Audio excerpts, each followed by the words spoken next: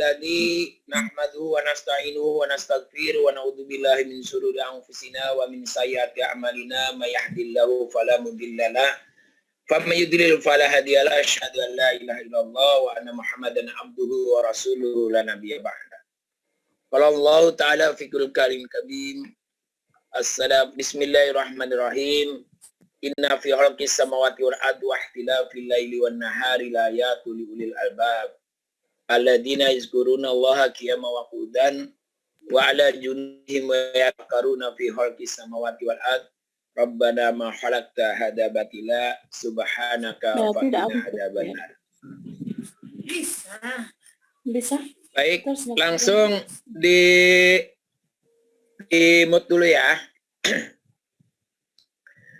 Baik ibu-ibu, alhamdulillah tak ada kata yang indah yang patut kita ucapkan pada kesempatan yang berbahagia ini kecuali memanjatkan puji serta syukur kehadirat Allah Subhanahu wa taala yang telah memberikan kekuatan iman, kekuatan Islam, kekuatan ukhuwah pada kita semua sehingga pada hari ini kita berkumpul bersama walaupun dalam keadaan pandemi ya yang terjadi pada saat sekarang ini, tapi kita bersyukur masih bisa bertatap muka walaupun lewat virtual ya. Salawat dan salam mudah-mudahan tercurah kepada bimbingan Nabi besar Muhammad SAW yang terus ya ajarannya kita ikuti, keluarganya, para sahabat, para tabi'in dan para pengikut yang istiqomah. Bapak Ibu sekalian, saya berbahagia pada hari ini berjumpa lagi dengan guru-guru di Riau ya, walaupun saya termasuk sering Riau ini ya, dan mungkin juga beberapa orang bosan kali yang lihat saya.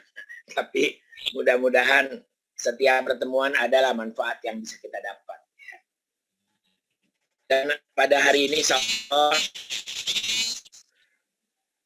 saya akan menyesuaikan diri ya karena sekarang dalam keadaan COVID-19 ternyata kita dituntut oleh Allah Subhanahu wa taala ada suatu new model ya, model baru dalam pembelajaran yang ini tentu saja dalam hari-hari biasa jarang kita lakukan, yaitu bagaimana memanfaatkan IT sebagai pembelajaran yang bisa kita lakukan untuk menemani anak-anak kita ya. Namun banyak di antara kita belum optimal menggunakan IT ini sebagai sarana pembelajaran dalam PJJ maupun dalam kegiatan-kegiatan keseharian kita. Padahal IT ini adalah merupakan keniscayaan yang harus kita lakukan. Apalagi pada saat sekarang ini masuki abad 21 dan termasuk juga adalah revolusi industri 4.0, suatu pengetahuan baru ataupun juga kompetensi baru itu tentu banyak sekali yang berubah ya, yang harus kita ikuti dan harus kita antisipasi ya. Baik Bapak Ibu sekalian, supaya lebih sistematis, tolong yang baru masuk musiknya di-unmute dulu tuh, kelas 2 SD IT apa tuh? Oke ya. Saya akan share materi supaya lebih sistematis ya dalam pembelajaran yang akan saya sampaikan selama kurang lebih 1,5 jam dulu. Nanti kita diskusi ya. Oh sorry bukan ini.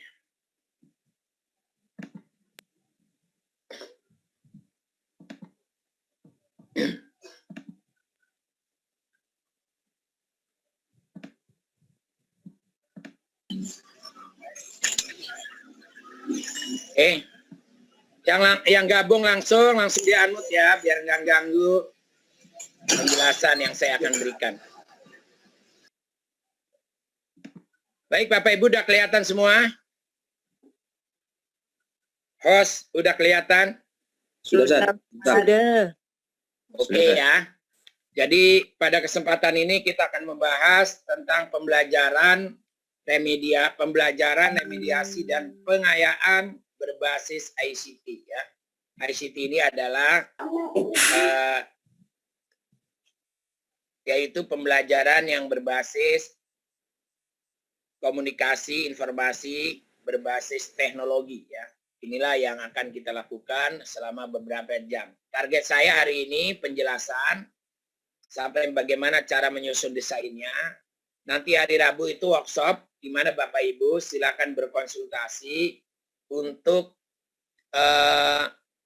melaporkan tentang hasil workshop yang dibuat ya. Sehingga nanti barangkali panitia bisa sebelumnya memastikan dulu siapa kira-kira di antara Bapak Ibu yang ingin menjadi contoh dalam workshop tersebut. Dan saya nanti hari Rabu itu pasif, lebih banyak menanggapi daripada menyajikan satu materi. Tapi hari ini insya Allah ada dua. Yang pertama adalah kita bahas tentang pembelajaran yang pas untuk remediasi, pengayaan, dan berbahasa ICT ini. Ya, pembelajaran, remediasi, jadi 3 pembelajaran, remediasi, dan pengayaan. Ya. Habis itu nanti hari Rabunya adalah lebih kepada bagaimana Bapak Ibu menampilkan ya hasil kerja, yaitu mendesain pembelajaran ini ya. Baik, akan saya mulai. Jadi kenapa harus berbasis ICT ya? Selain tadi yang saya katakan bahwa di antara ciri-ciri abad 21 ini adalah guru harus mengaplikasikan ICT ini sebagai media maupun alat ya, atau misalnya ICT itu sebagai satu pemecahan problem dalam pembelajaran. Nah, itu yang harus kita lakukan ya.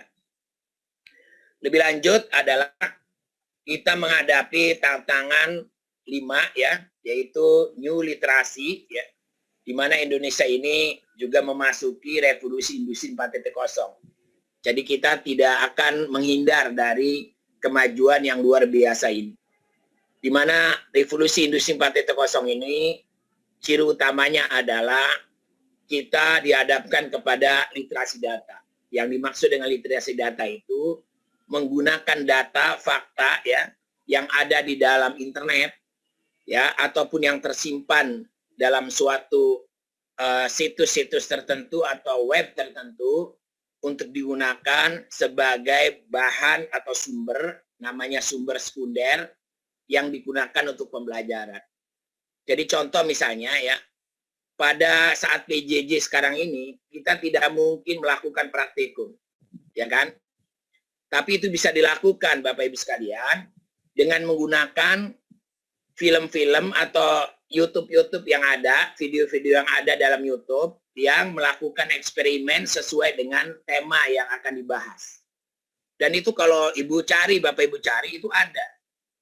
Maka praktikumnya itu dibuat sekunder, ya, di mana anak-anak suruh menonton tayangan film yang sedang melakukan eksperimen sesuai dengan bidang, ya, sesuai dengan materi yang Bapak Ibu berikan. Kalaupun tidak ada, cari ya yang mirip-mirip itu. Kemudian setelah itu anak-anak suruh menganalisis ya tentang kegiatan praktikum tersebut. Dan setelah nonton, dianalisis, anak-anak suruh bikin laporan praktikum misalnya. Itu satu-satunya ya. Kemudian juga literasi data ini maksudnya adalah bisa juga menggunakan fakta, data, fenomena yang ada di dalam komputer ya, di dalam internet itu sebagai satu pemancing ya dalam pembelajaran, melengkapi pembelajaran. Baik itu pembelajaran sebagai bahan kajian maupun adalah bisa juga sebagai satu pemecahan masalah. Ya, itu yang bisa kita lakukan. Jadi betapa banyak fenomena, data, fakta dan sebagainya ya untuk dijadikan sebagai bahan untuk mengajar kita di dalam internet. Itu yang dimaksud dengan literasi data. Sejauh mana kemampuan Bapak Ibu ya mengambil data-data itu, fenomena dan berbagai macam ya informasi yang ada di internet ini untuk mengajar, maka Bapak Ibu disebut layak memiliki literasi data. Tapi kalau seandainya pada saat sekarang ini belum ya menggunakan data-data itu, kita lebih asik mengajar hanya sekedar menggantikan posisi di kelas, mengajar di dalam kelas seolah-olah seperti itu, cuma direkam atau diwakili ya, karena dengan Zoom ataupun dengan Google Meet atau dengan WA, itu artinya Bapak Ibu belum menguasai literasi data, hanya mengajar yang tadinya di dalam kelas lewat papan tulis sekarang digantikan melalui IT. Nah, itu juga tidak salah, tapi kurang tepat ya. Jadi supaya literasi data ini benar-benar dikuasai, maka Bapak Ibu dalam mengajar ambil fakta data yang bukan hanya di dalam buku saja, tapi usahakan internet sebagai pusat ya pemberdayaan data kita untuk pembelajaran. Itu yang pertama. Bagaimana caranya nanti akan saya ajari. Yang kedua adalah memahami cara kerja mesin aplikasi teknologi ya. Ada coding, ada artificial intelligence robot ya. Dan juga engineering prinsip ya. Bagaimana pembelajaran itu dikelola dengan menggunakan teknologi-teknologi ya yang baru. Misalnya sekarang ada LMS ya, Learning Management System misalnya. Kalau sekolah itu punya ya LMS, maka seluruh pembelajaran itu bisa terekam dalam Learning Management System itu. Yang kerja siapa? Yang kerja sebetulnya adalah artificial intelligence, mesin-mesin yang kerja. Ya, kita mengajar, tapi nanti rekaman dan sebagainya itu akan tercantum dalam Learning Management System atau LMS. Oleh karena itu di sekolah hendaknya kita punya sudah sekarang ini mempunyai LMS ya, Learning Management System. Di mana dibuat dulu sistem pembelajarannya, nanti pada saat menggunakan pembelajaran insya Allah yang menjalankan adalah mesin-mesin cerdas kita ya. Kemudian juga ada literasi ya yang berkaitan dengan manusia. Ya, bahwa kita ini harus menjadi manusia yang human ya, artinya adalah kita empati ya, kita solider, menunjukkan sikap menghargai orang lain dan sebagainya. Tolong yang baru bergabung nih di mute dulu ya. Kemudian juga host dibantu, baik. Nah, jadi kita berinteraksi dengan manusia ini dengan berbagai macam pendekatan. Maka kita ini harus pandai berkomunikasi dan juga berpandai harus komunikasi dan berkolaborasi. Kemampuan dan juga mampu mendesain ya. Mendesain ini bagaimana caranya sebagai guru itu bisa ya mengatur di antara siswa-siswa kita itu pengembangannya ke arah mana itu juga kita bisa tentukan melalui yang disebut dengan literasi yang ketiga ini ya. Baik Bapak Ibu sekalian, di samping itu ada satu hal yang sekarang menarik. Kalau kemarin kita mengenal ada 4C ya, kalau sekarang ini bukan 4C tapi menjadi 6C yang sekarang ini dikembangkan dalam yang disebut dengan Merdeka Belajar ya. Jadi 6C ini yang disebut dengan 6C ini adalah 4 diantara yang sudah dikenal selama ini ya. Tapi berikutnya itu ada lagi tambahan yaitu compassion dan computational skill ya. Ini yang baru yang tentu saja Bapak Ibu ini semuanya harus dibekali kepada anak-anak kita. Jadi membekali anak-anak kita ya supaya tahu ya apa yang diharapkan pada masa depan itu, kompetensi-kompetensi baru yang harus muncul. Itu yang harus kita lakukan pada saat sekarang ini ya. Nah, yang harus muncul adalah ada 6. Pertama adalah communication. Artinya anak-anak kita ini harus mampu mengkomunikasikan sesuatu itu dengan tepat ya. Kaulan sadida. Ya, berkata dengan kata-kata yang baik, berkata dengan kata-kata yang tepat, tepat sasaran, tepat menyampaikan suatu pendapat, tepat juga dalam tata bahasanya. Itu kemampuan berkomunikasi. Kemudian juga harus mampu berbahasa dengan baik ya, karena bahasa pergaulan kita sekarang bahasa Inggris ya, dan pergaulan kita juga bisa juga bahasa Arab, maka bahasa-bahasa asing pun harus diberikan kepada anak-anak kita sebagai bekalan ya, agar mereka nanti kelak itu bisa berkomunikasi secara global, bukan hanya dengan saudara-saudara kita yang ada di negara kita, tapi juga mampu berkomunikasi dengan secara global dengan dunia-dunia lain. Oleh karena itu ini pembekalannya adalah pertama bahasanya, kedua cara berkomunikasinya itu harus dimiliki oleh anak-anak kita.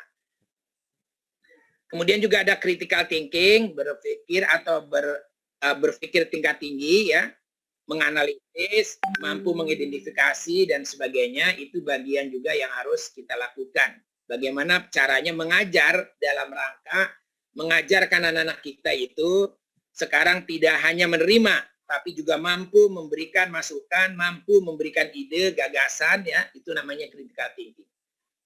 Creative thinking itu juga sama, selain ide dan gagasan, juga bisa menghasilkan suatu karya tertentu ya anak-anak kita ini. Kemudian yang kolaboratif itu mampu bekerja sama dengan baik ya dengan sama ya siswa dan juga berkolaborasi secara global. Ini juga bagian yang harus kita ajarkan kepada anak kita. Oleh karena itu dalam pembelajaran harus ada setting tertentu yang nanti akan saya kemukakan bagaimana mengaplikasikan ini dalam pembelajaran. Kemudian juga compassion itu artinya adalah kasih sayang, ya artinya adalah antara kita satu dengan yang lain, empati, ya mengedepankan yang namanya menjaga perasaan, ya saling gotong royong. Ini adalah model yang harus kita lakukan.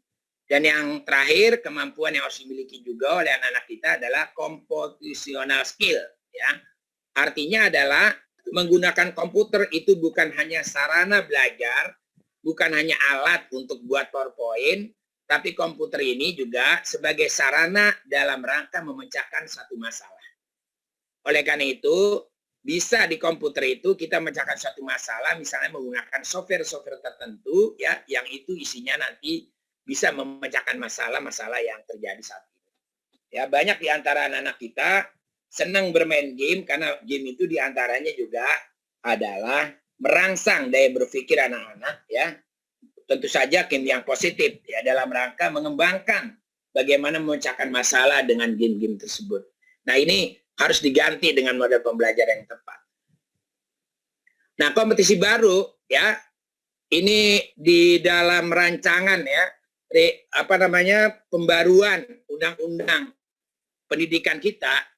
Maka profil pelajar kita itu disebut dengan profil pelajar Pancasila. Ya, alhamdulillah Bapak Ibu, asal mulanya profil pelajar Pancasila ini sebelum Komisi 10 protes itu sebetulnya hanya nomor 1 itu tidak ada beriman bertakwa, adanya cuma berakhlak mulia. Gitu. Ya, berakhlak mulia ini ukurannya adalah ketika orang berbuat baik yaitu termasuk berakhlak mulia, padahal beriman atau bertakwa itu kan nggak bisa diukur seperti itu. Banyak orang berbuat baik tapi tujuannya bukan untuk Allah ya. Oleh karena itu alhamdulillah Bapak Ibu, profil pelajar Pancasila ini dikembalikan ya oleh teman-teman Komisi 10 protes sehingga isinya itu yang pertama adalah profil yang harus muncul pada anak kita beriman bertakwa kepada Tuhan Yang Maha Esa dan berakhlak mulia. Artinya di situ adalah beriman bertakwa itu taat menjalankan perintah-perintah Allah ya. Kemudian juga mempunyai akhlak yang mulia, rajin ibadahnya dan sebagainya itu bagian yang harus tidak terpisahkan dari anak-anak kita. Kemudian anak-anak kita pun harus mempunyai ya kemandirian, harus juga mempunyai tadi critical thinking atau bernalar tinggi ya. Kemudian juga anak-anak kita juga harus mempunyai ya kebinekaan global, artinya bisa menghargai budaya-budaya yang ada ya. Dengan menyeleksi tentu saja dengan landasan Pancasila sebagai dasar rujukannya. Kemudian juga saling bekerjasama atau gotong royong. Kemudian anak-anak kita pun juga harus melakukan kreativitas. Apa hubungannya dengan Pancasila kok ada kayak gini-gini ya? Gini, jadi misalnya tentang ketuhanan Yang Maha Esa, yaitu nomor 1 udah pasti. Kemudian yang kedua adalah kemanusiaan yang adil dan beradab. Itu artinya adalah hakikat dan martabat kita itu harus terjamin. Maka harus muncul namanya kemandirian. Ya. Dan kemandirian itu juga termasuk di dalamnya adalah persatuan Indonesia masuk ke situ.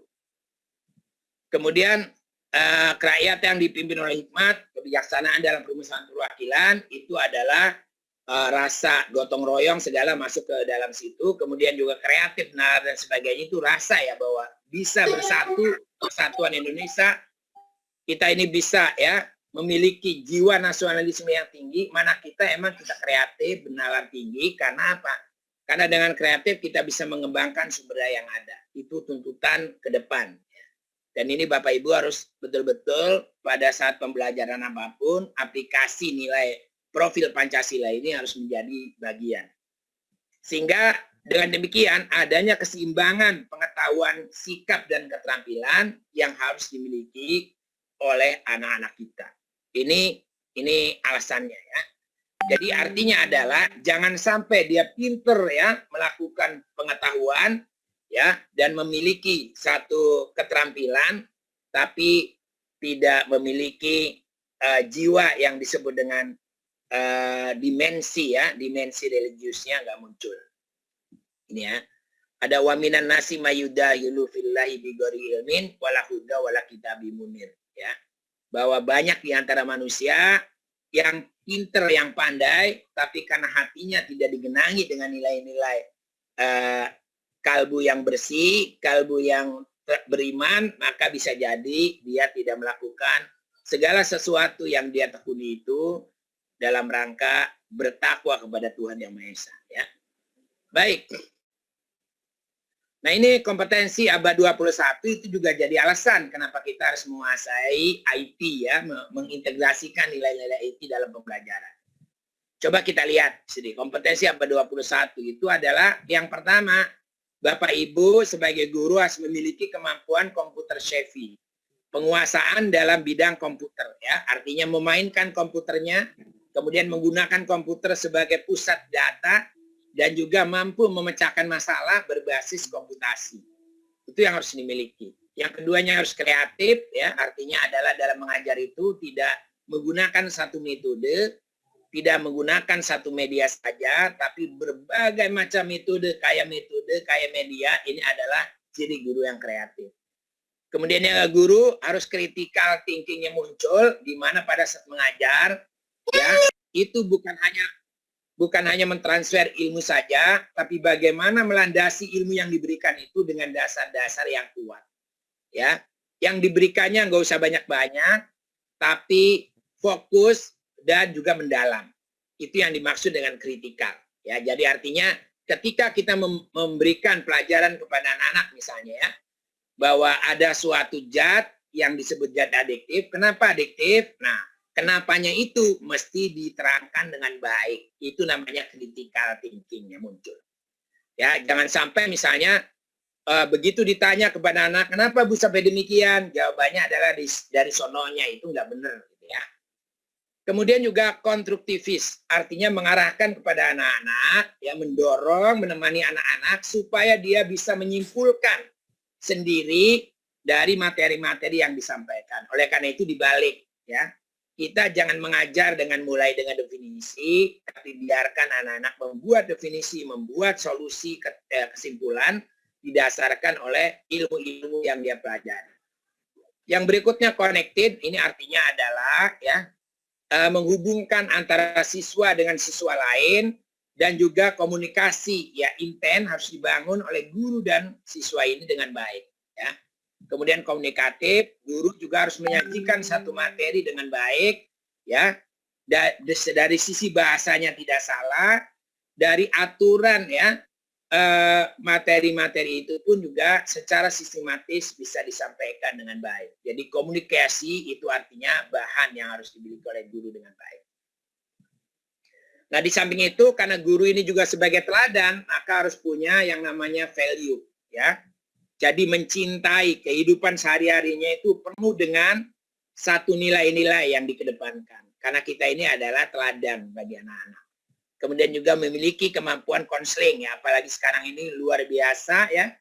Undang-undang IT, Bapak Ibu, ya, jangan sampai anak-anak kita ini masih kecil terjebak dengan undang-undang IT karena dia menyusun atau menulis ya satu di media sosial tidak terkontrol bahasanya dan sebagainya. Ini pun juga harus ada konseling, harus ada pendampingan ya biar anak-anak kita ini bisa ya melakukan satu aktivitas tetap terarah, tidak melanggar aturan-aturan.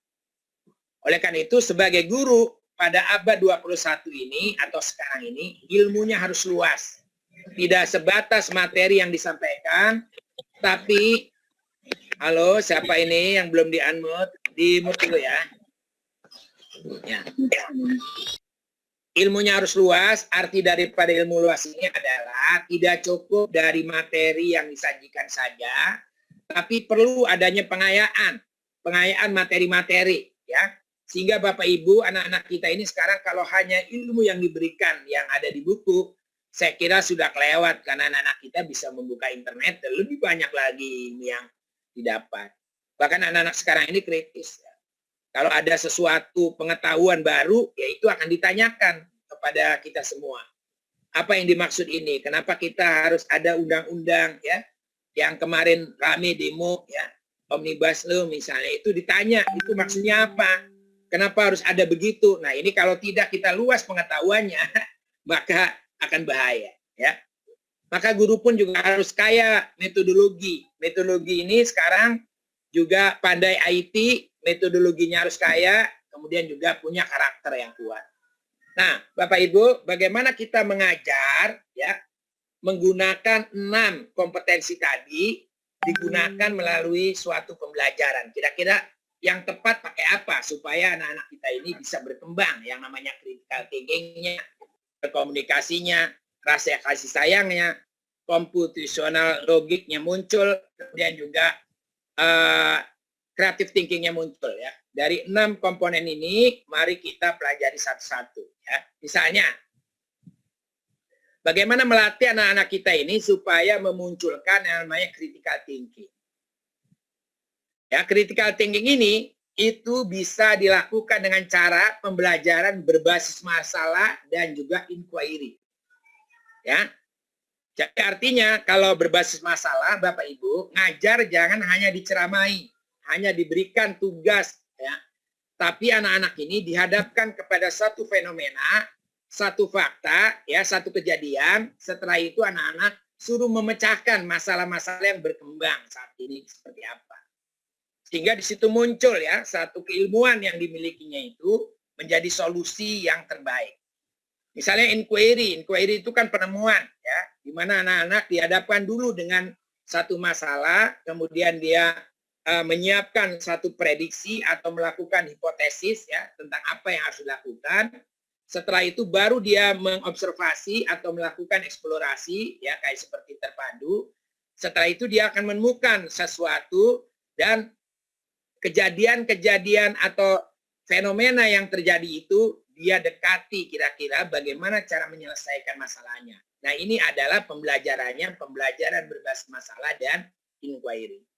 Oleh karena itu, Bapak Ibu, kembali lagi saya himbau supaya pembelajaran PBL dan inquiry ini ya menjadi satu bahan-bahan kajian sekaligus juga diimplementasikan dalam pembelajaran agar anak-anak kita mempunyai yang disebut dengan critical thinking, yang merupakan ciri daripada pembelajaran high order thinking skill.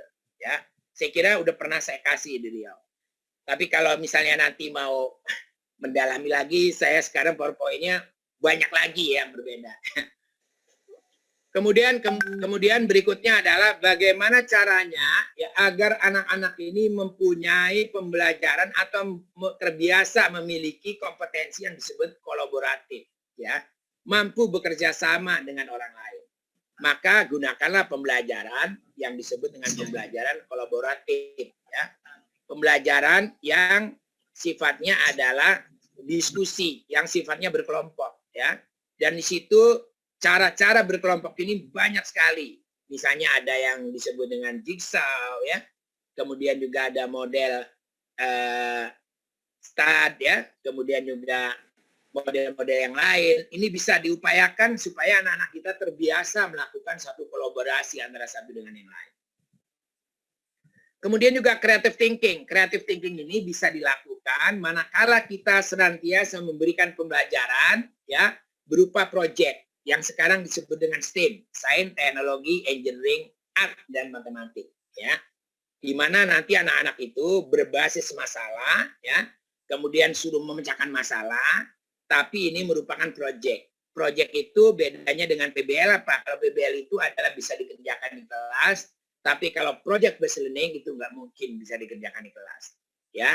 Angkat suatu masalah yang sifatnya metakognitif untuk dipecahkan, ya, untuk memecahkan masalah yang dilakukan oleh anak-anak kita. Sehingga di situ dilatih anak-anak keluar ide dan gagasan, keluar inovasinya ya dalam memecahkan masalah itu. Itu yang disebut dengan pembelajaran berbasis proyek. Ya bisa dilakukan dengan seperti itu. ya dalam rangka memunculkan creative thinking. Kemudian kalau anak-anak ini supaya terbiasa melakukan communication dengan baik atau berkomunikasi dengan baik, maka perlu adanya pembelajaran yang kita sebut dengan diskusi kelompok. Ya, di mana pada saat diskusi kelompok itu anak-anak berlatih menghargai orang lain, empati, ya kan? Kemudian bagaimana cara mengungkapkan pendapat supaya bisa diterima, logis dan sebagainya itu dilatih di situ. Kemudian compassion atau kasih sayang itu bisa dilakukan dengan simulasi ya. Artinya adalah pembelajaran berbasis simulasi di mana bisa ya di situ misalnya masalah-masalah sosial, masalah apa dilakukan dengan simulasi. Nah, yang lainnya ya itu penguasaan literasi teknologi, pemodelan sebagainya itu bisa digunakan sebagai komputasional logis. Di mana di sini yang dimaksud adalah komputasi bukan semata-mata ya sebagai alat dan sarana pembelajaran. Halo, Pak Jumri di mute dulu. Nah, komputasional logis ini artinya adalah komputer bukan hanya untuk sarana pembelajaran, tapi digunakan untuk memecahkan satu masalah dalam pembelajaran. Misalnya membuat ya bentuk misalnya segitiga, lingkaran ya, tapi menggunakan komputer bagaimana caranya. Menggambar tapi menggunakan komputer bagaimana caranya. Mendesain sesuatu yang menggunakan komputer bagaimana caranya. Sehingga komputasi ini bukan hanya didengar ya secara pasif, tapi ada suatu interaktif yang dilakukan oleh anak-anak kita dalam memecahkan satu masalah-masalah yang luar biasa. Oleh karena itu nanti seperti evaluasi ya bentuk kuisis ya, kemudian juga hot potatoes ya, kemudian juga ada lagi kahot, itu bisa dipakai sebagai pendekatan dalam rangka melatih anak-anak kita memecahkan masalah dengan menggunakan komputasi. Nah, ini yang penting ya. Baik Bapak Ibu sekalian, oleh karena itu seluruh kegiatan ini ya, baik itu yang disebut kolaboratif ya, kemudian pembelajaran PBL, diskusi dan sebagainya ini adalah merupakan bagian yang tidak terpisahkan dari apa yang harus kita lakukan di pembelajaran abad 21 ini. Lanjut ya. Nah, jadi akhirnya Bapak Ibu sekalian, halo siapa ini? Pak Sukma, di-mute dulu. Ya. Nah, pengembangan pembelajaran Bapak Ibu sekalian, kalau tidak salah saya pernah menjelaskan, yaitu pembelajarannya disebut TPEC, ya. Technological, Pedagogic, and Content Knowledge. Jadi memadukan antara teknologi dan pembelajaran, ya, itu sebagai satu kesatuan yang tidak terpisahkan dalam rangka mengembangkan konten-konten materi yang harus kita lakukan. Jadi sekarang ini nggak lepas ya, pedagogik tanpa teknologi akan kurang. Teknologi tanpa pedagogik kacau ya. Karena bisa jadi anak-anak itu nanti akan salah menggunakan ilmu-ilmu itu. Oleh karena itu kehadiran seorang guru dalam pembelajaran itu masih mutlak ya. Pedagogik itu adalah kegiatan yang dilakukan oleh guru, baik itu berupa pembelajaran, baik itu proses pembelajaran, evaluasi dan sebagainya, itu pedagogiknya. Teknologi bisa dipakai sebagai sarana belajar, sebagai alat peraga, bisa juga sebagai computational skill, ya, alat untuk memecahkan masalah ya dalam pembelajaran. Nah, ini diposisikan seperti itu. Dan semua ini pedagogik dan teknologi ya akan tepat apabila kita juga bisa memahami terlebih dahulu ya pesan dari KD, pesan daripada indikator, kira-kira konten materinya ini mau dibawa kemana. Oleh karena itu memilih pedagogik, memilih teknologi yang tepat itu juga harus dikaji dulu kompetensi dasarnya ya, kemudian indikatornya, baru kita membahas tentang materi-materi itu dengan dua pendekatan. Di samping pedagogik juga ada teknologi yang kita pakai. Oleh karena itu Bapak Ibu sekalian, yang paling tepat pada saat sekarang ini, kita bisa menggunakan namanya model pembelajaran blended learning.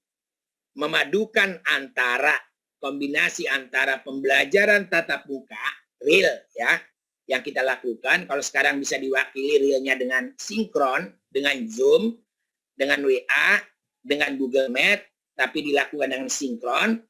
Dan juga di samping itu juga ada online, ya, pembelajaran sifatnya online di mana anak-anak bisa menjadikan ya IT sebagai sarana sumber belajar mereka. Paduan dua komponen ini disebutnya blended learning.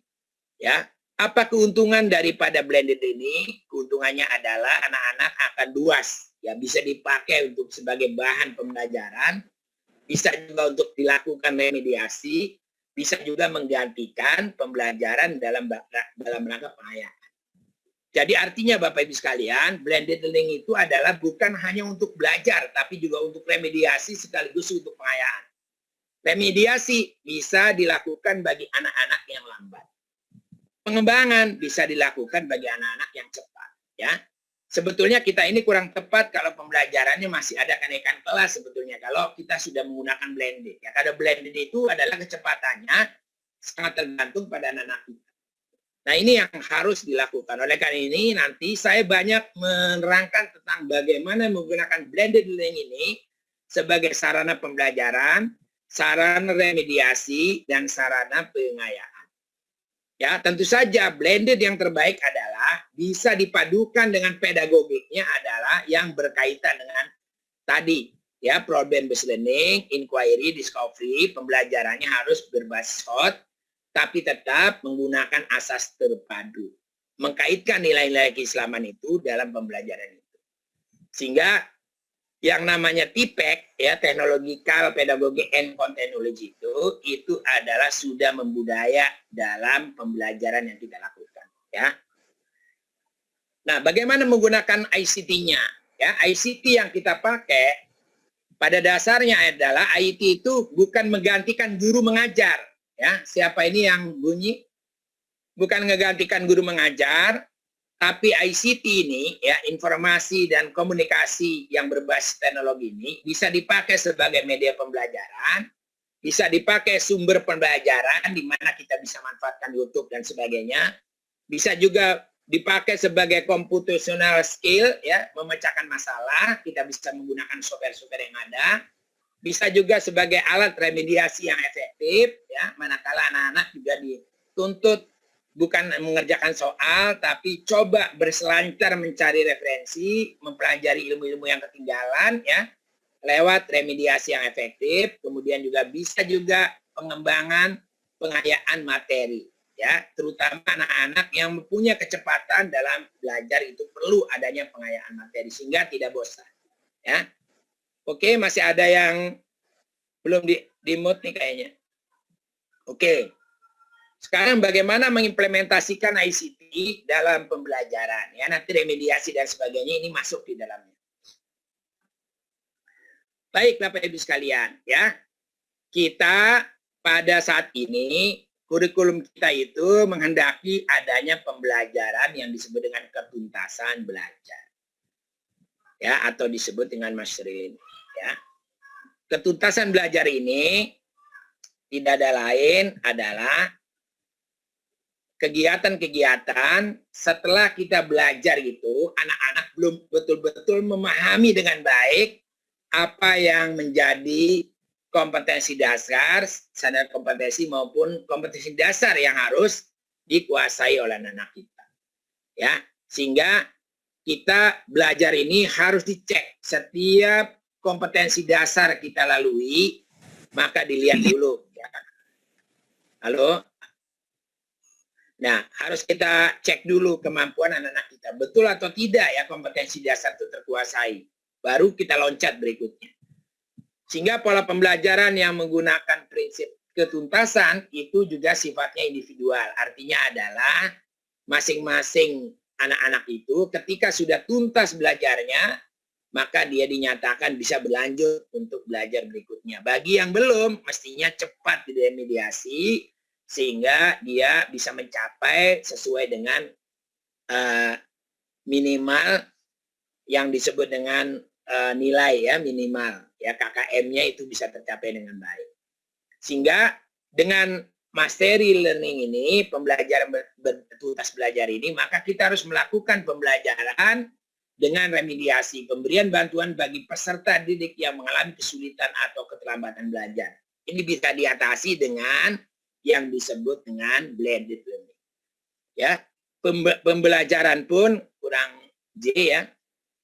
Itu bisa dilakukan juga dalam rangka pengayaan. Jadi artinya adalah bukan berarti dengan ketuntasan belajar ini akan menghambat anak-anak yang cepat menguasai materi. Ya, oleh karena itu perlu dilakukan adanya pengalaman atau kegiatan pembelajaran peserta didik yang telah memenuhi persyaratan minimal atau yang KKM itu terus dilanjutkan untuk lebih mengembangkan dirinya. Ya, jadi jangan dibatasi hanya pada KKM, tapi dia mempunyai wawasan yang luas ya untuk pengembangan diri. Nah, bagaimana sekarang ICT ini digunakan dalam pembelajaran ya? Maka di situ ada beberapa yang harus kita lakukan. Pertama adalah pembelajarannya ICT itu bisa digunakan sebagai pembelajaran ya. Artinya kita bisa menggunakan IT ya sebagai pusat pembelajaran apabila dengan syarat-syarat sebagai berikut. Yang pertama holistik ya. Jadi yang dimaksud dengan holistik ini gejala atau peristiwa dalam pembelajaran itu dimungkinkan ya bahwa fenomena stimulus itu menjadi satu hal yang bisa dimunculkan. Ya, anak-anak kita itu bukan belajar definisi, bukan belajar konsep, tapi mampu materi yang dipelajari itu dihubungkan dengan fenomena kejadian-kejadian yang ada. Sehingga ICT hadir itu dalam rangka memunculkan satu rangsangan berpikir bagi anak-anak kita. Ya, kalau kita belajar tentang tumbuhan misalnya, maka di situ ada peristiwa tumbuhan, kenapa bisa hidup, kenapa bisa mati, dan sebagainya itu bisa diambil misalnya video-video tertentu sebagai perangsang ya untuk berpikir kritis dan itu muncul. Sehingga anak-anak itu berpikirnya luas. Jadi jangan sampai ada IT, tapi IT itu hanya untuk definisi ya, faktor-faktor yang mempengaruhi gitu kan dan sebagainya. Apa itu yang disebut tajwid ya, bukan begitu ya, tapi hadirkan fenomena, hadirkan fakta sehingga bisa merangsang anak-anak ini bisa mengkaitkan materi-materi itu dengan masalah-masalah yang terjadi. Itu mestinya ICT-nya. Kemudian kalau pembelajaran ICT pun jangan senantiasa guru yang mendominasi, tapi usahakan guru ini sebagai pendamping anak-anak dalam belajar. Usahakan IT-nya bisa berinteraktif ya. Bisa membantu guru merancang situasi didaktik tapi tetap ya peserta yang harus mengerjakan materi-materi yang diberikan melalui IT tersebut. Maka teka-teki silang ya, kemudian kuisis, lembar kerja peserta didik berbasis IT itu perlu dirancang dalam rangka menghadirkan supaya belajar berpusat siswa. Kemudian juga fleksibel. Artinya fleksibel ini adalah mata pelajaran yang itu juga ada kaitannya dengan terutama berkaitan dengan yang disebut dengan kontekstual. Hadirkan ya dengan IT itu pembelajaran yang ada hubungannya dengan lingkungan dan kehidupan yang dekat kepada anak-anak kita. Sehingga anak-anak kita tuh merasa bahwa ilmu yang dipelajari bukan ilmu yang jauh dari dunianya. Ya. Bapak Ibu saya ingatkan, orang belajar IPA, orang belajar IPS pada dasarnya keseharian kok. Misalnya belajar IPA, apa sih belajar IPA tentang mengenal makhluk hidup dan non yang tidak hidup, itu kehidupan sehari-hari kok. Ya, tiap hari dia ngelihat tumbuhan, tiap hari dia ngelihat ayam, tiap hari dia ngelihat kucing, itu makhluk hidup. Apa ciri-cirinya? Saya kira dari pengamatan yang dilakukan tiap hari, ya, dia bisa lah ya menghubungkan itu. Sosial misalnya, bagaimana kita berperilaku sopan kepada orang tua, PPKN ya misalnya, atau kehidupan sosial dan sebagainya, itu juga sesuatu yang terjadi dalam kehidupan kita sehari-hari. Ekonomi pun begitu, ya. Sehingga bagaimana caranya materi-materi itu tidak melulu yang disampaikan adalah konsep-konsep, tapi bagaimana dengan kehidupan sehari-hari mampu menghubungkan konsep-konsep yang dimiliki oleh anak-anak. Ya. Kemudian syarat lain, IT itu juga harus menyenangkan. Jangan kita menggunakan IT malah ruwet, ya, gitu. Menyenangkan itu artinya adalah IT baik itu yang kita buat maupun kita akses itu juga harus menjamin anak-anak itu nontonnya tertarik untuk menonton, ya. untuk memperhatikan. Jangan sampai begitu membuka malah ya tidak mengerti, malah anak-anak lebih menjauh karena terlalu banyak persoalan-persoalan yang diberikan. Ya. Kemudian harus bermakna. Harus bermakna ini adalah materi yang disampaikan harus bisa memecahkan masalah-masalah yang dialami dalam kehidupan. Ya. Kemudian juga autentik, ya. Autentik ini adalah pembelajaran di mana peristiwa-peristiwanya itu dan fakta-faktanya bisa diakses secara langsung. Jadi artinya adalah jangan sampai kita tampilkan video, tapi itu dunianya bukan dunia mereka, dunia orang lain, ya dinosaurus dan sebagainya yang tidak ada dalam kehidupan kita ditampilkan. Nah, itu anak-anak juga tidak bisa ya tertarik untuk itu. Kemudian juga tentu saja aktif dan kreatif ini ketika kita menggunakan IT, tapi IT-nya itu sifatnya interaktif, ya bukan monoton, ya kayak tutorial. Ini yang harus kita perhatikan. Nanti saya akan berikan contoh-contohnya. Remediasi. Remediasi ini sifatnya pertama harus adaptif, ya. Adaptif dalam remediasi adalah bahwa anak-anak itu sudah mulai mengalami kesusahan, ya, dalam rangka menguasai konsep yang Bapak Ibu berikan. Oleh karena itu, ya, harus digunakan IT ini sebagai apa? Yaitu supaya bisa ditangkap dengan mudah, ya, dan disesuaikan dengan gaya belajar anak-anak kita ini. Ada 5 gaya belajar yang harus diberdayakan ataupun diadaptif ya oleh Bapak Ibu sekalian. Jadi bisa jadi nanti pada saat memberikan remediasi itu tergantung anaknya.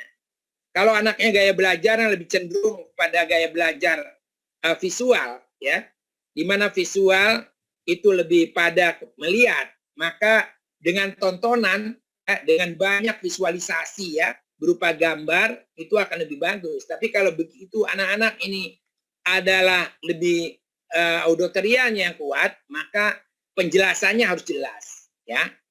Jadi kita ambil misalnya sumber-sumber belajar, tapi yang sumber belajar itu mempunyai suatu penjelasan yang jelas, ya, yang cepat bisa ditangkap oleh anak-anak kita.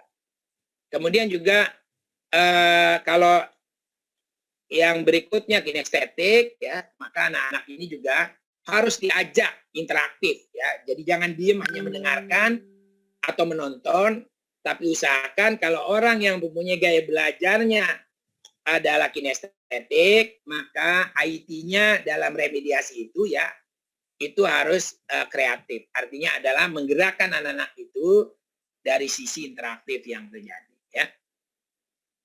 Kemudian gaya belajar yang lainnya ada belajar analisis, ada belajar yang disebut dengan global, ya. Kalau nanti ada pertanyaan bisa saya jawab. Kemudian interaktif adalah peserta didik, ya, itu juga harus dipantau oleh Bapak Ibu.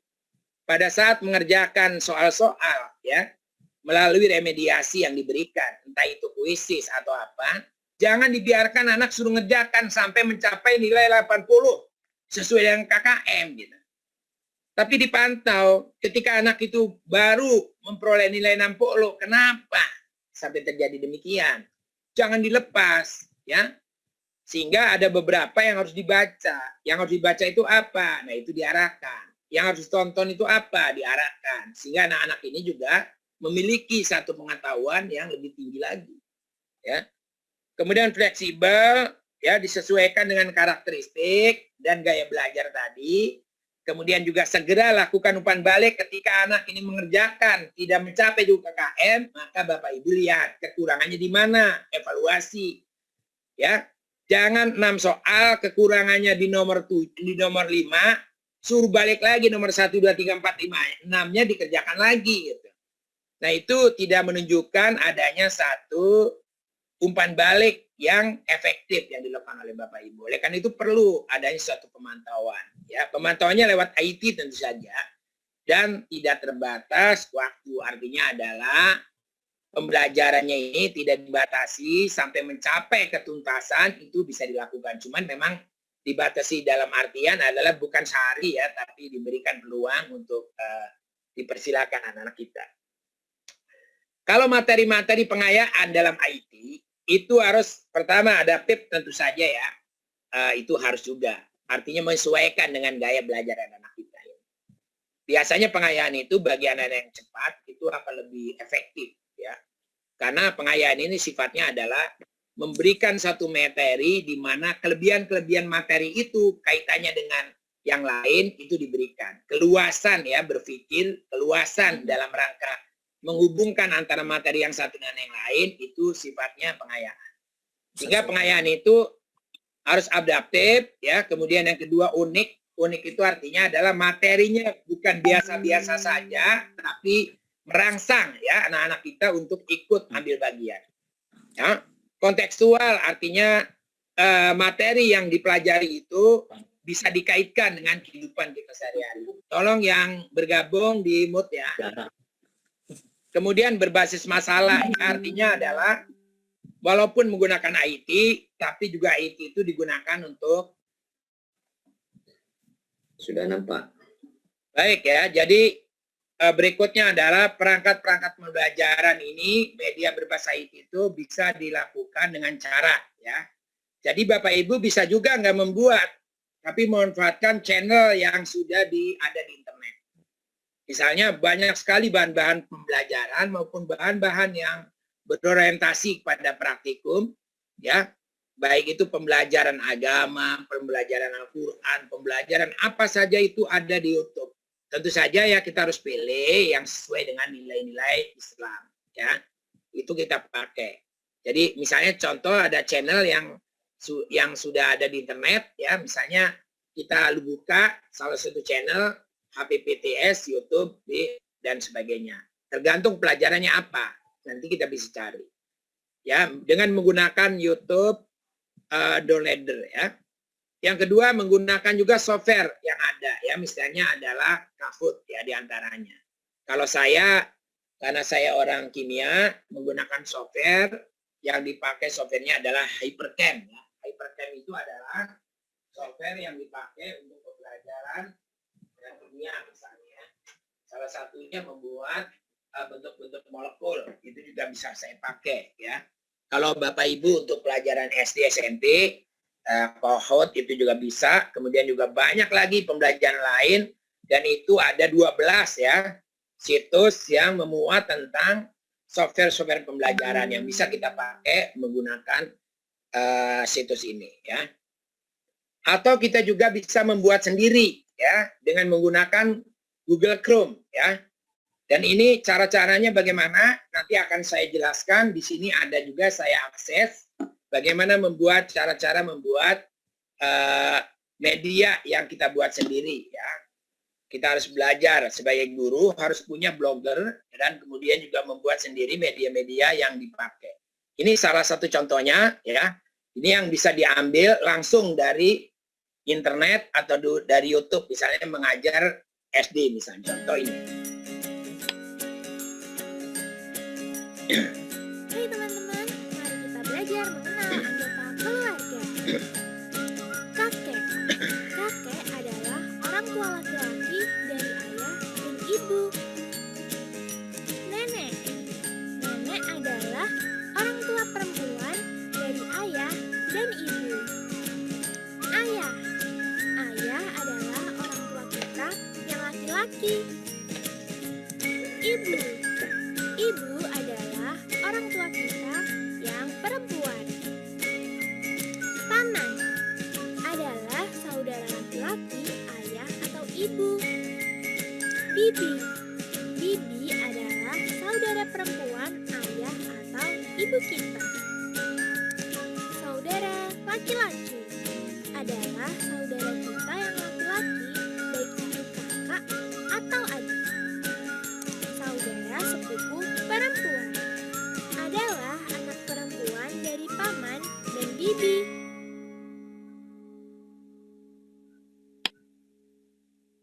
Ya, ini salah satu contoh ya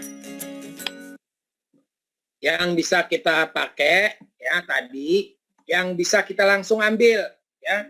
Jadi artinya Bapak Ibu bisa menggunakan YouTube yang sudah ada, kita ambil melalui YouTube downloader, kemudian habis itu kita pakai ya untuk mengajar. Tolong di mute dulu ya. Baik. Nah itu banyak sekali Bapak Ibu yang ada di dalam internet, tapi cari yang aman ya. Tadi sebetulnya nggak terlalu aman karena nggak pakai jilbab dan sebagainya. Tapi ini contoh aja. Tapi kalau tadi Bapak Ibu mau buat sendiri pun bisa sebetulnya. Kelebihannya ketika itu dibuat IP atau link yang sedia, maka anak kita ini bisa belajar. Manakala dia tidak memahami di kelas, maka bisa dilakukan remediasi untuk ya melanjutkan mempelajari tentang materi yang disampaikan tadi, diulang-ulang kembali di sekolah atau di rumah ya. Kalau sekarang semuanya di rumah ya, tapi dalam waktu yang normal tentu saja itu akan baik. Nah, sehingga situs itu tinggal ngasih aja kepada anak kita yang buka. Ini salah satunya. Tapi kalau Bapak Ibu pengen membuat, ya, Bapak Ibu sekalian, jadi itu tadi ya, ini situsnya aja yang saya kasih tahu. Jadi nanti Bapak Ibu bisa buka ya, bagaimana cara membuat media pembelajaran yang kita buat sendiri dan memanfaatkan media orang lain. Ya.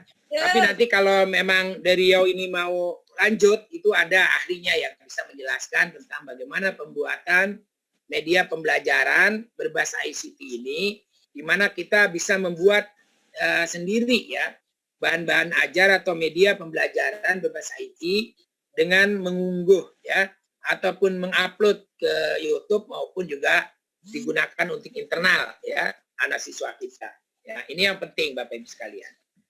Nah, oleh karena itu sekarang bagaimana caranya? Jadi tadi sekali lagi saya tekankan, ICT yang dimaksud itu bisa kita ambil langsung dari YouTube, bisa membuat sendiri, bisa juga menggunakan software pembelajaran. Yang software ini ada yang gratis, ada yang beli, ya. Gitu. Biasanya yang gratis memang terbatas. Tapi kalau beli, biasanya emang berlangganan itu akan dapat terus. Misalnya saya juga berlangganan Hypercam misalnya, salah satunya itu saya terus bayar iuran setiap tahun, tapi selalu diberi yang update, yang terbaru. Ya, kalau ada yang baru, saya dikasih software lagi. Itu pembelajaran kimia. Ya, salah contohnya. Jadi, itu bisa dimanfaatkan Bapak Ibu sekalian. Nah, sekarang bagaimana caranya mengimplementasikan ICT di dalam pembelajaran ya.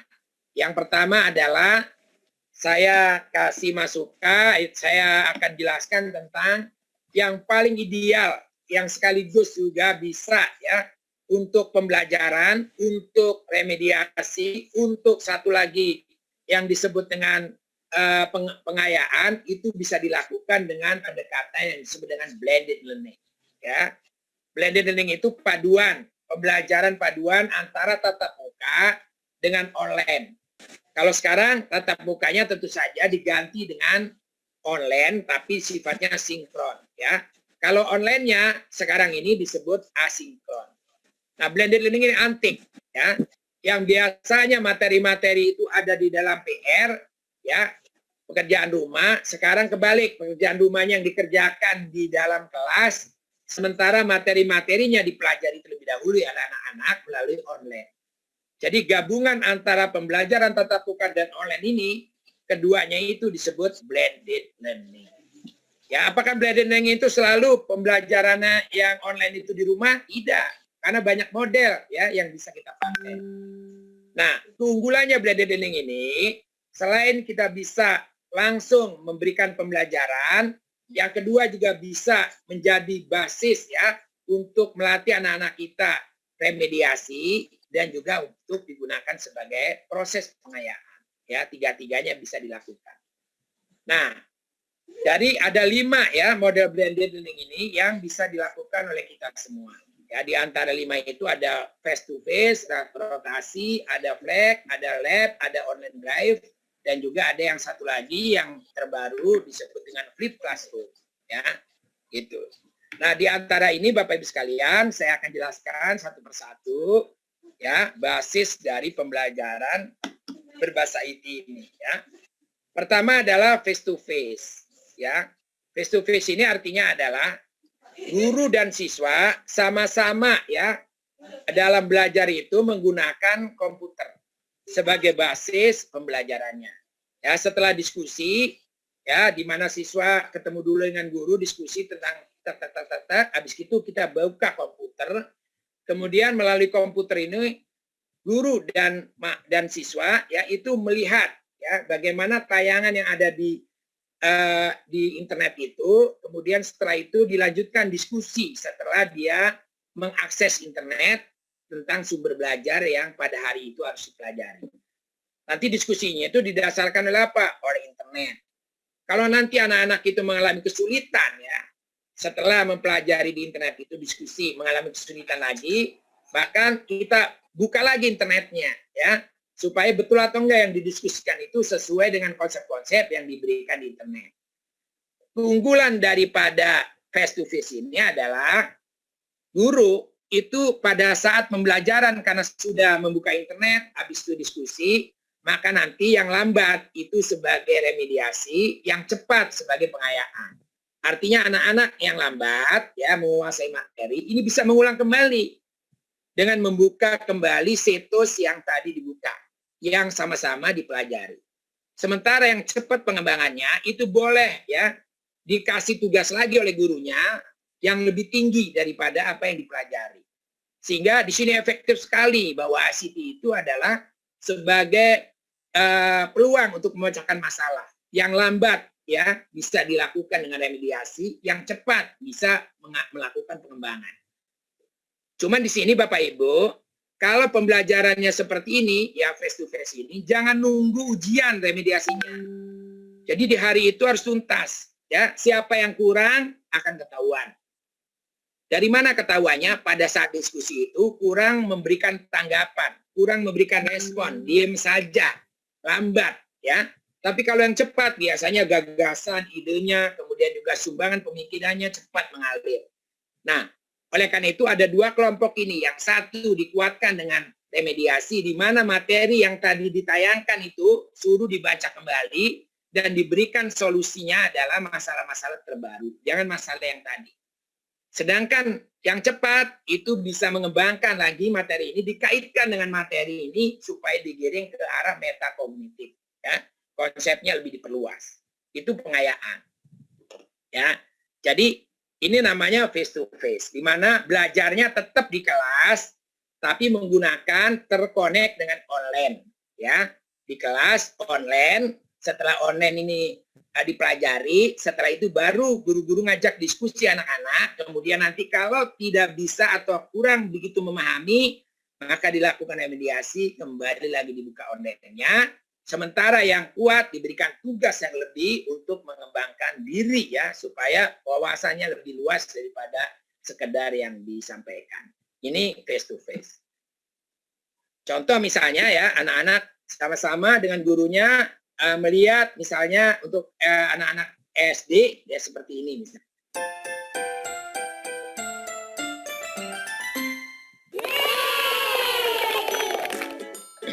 Halo adik-adik, kali ini kita akan belajar tentang bangun datar. Ayo kita mulai. Apa itu bangun datar? Bangun datar adalah bagian bidang datar yang mempunyai panjang dan lebar, tetapi tidak mempunyai tinggi atau tebal. Ada 3 bangun datar yang perlu kita ingat. Pertama adalah segitiga. Segitiga mempunyai 3 titik sudut. Titik sudut A, B, dan C. Segitiga juga mempunyai 3 sisi yang saling berpotongan. Sisi A, B, B, C, dan CA. Ada beberapa bentuk dari segitiga. Segitiga sembarang adalah segitiga yang setiap panjang sisinya berbeda. Segitiga sama kaki adalah segitiga yang kedua sisinya mempunyai panjang yang sama. Segitiga sama sisi adalah segitiga yang ketiga sisinya sama panjang. Bangun datar yang kedua adalah segi empat.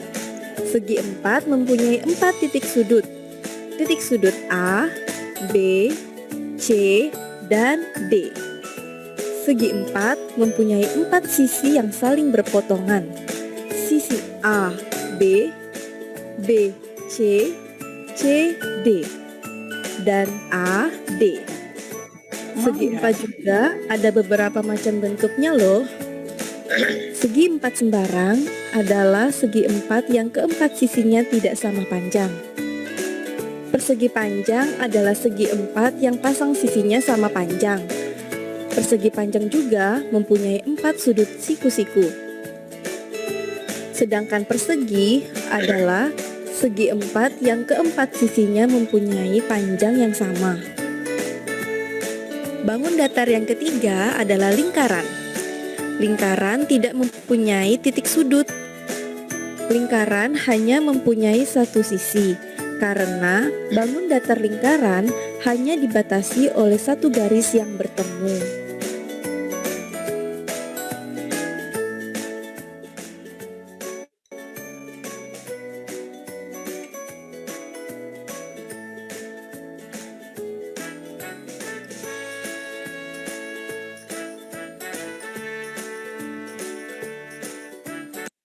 Baik, Bapak Ibu, itu contoh ya kita bisa manfaatkan dalam pembelajaran face to face.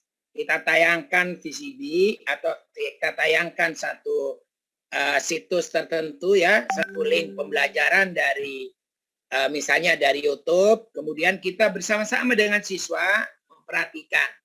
Nanti setelah itu baru diskusi, mengecek sejauh mana siswa ini mempunyai kemampuan menangkap ya materi tadi.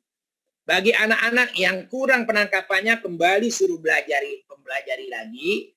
Bagi yang sudah lanjut ya untuk misalnya dengan refleksi dikasih soal-soal maupun juga mengembangkan lebih lanjut misalnya contoh yang berbentuk lingkaran, berbentuk sudut dalam kehidupan sehari-hari atau yang ada di sekitar rumah kita sebutkan dan sebagainya, itu namanya pengayaannya ya.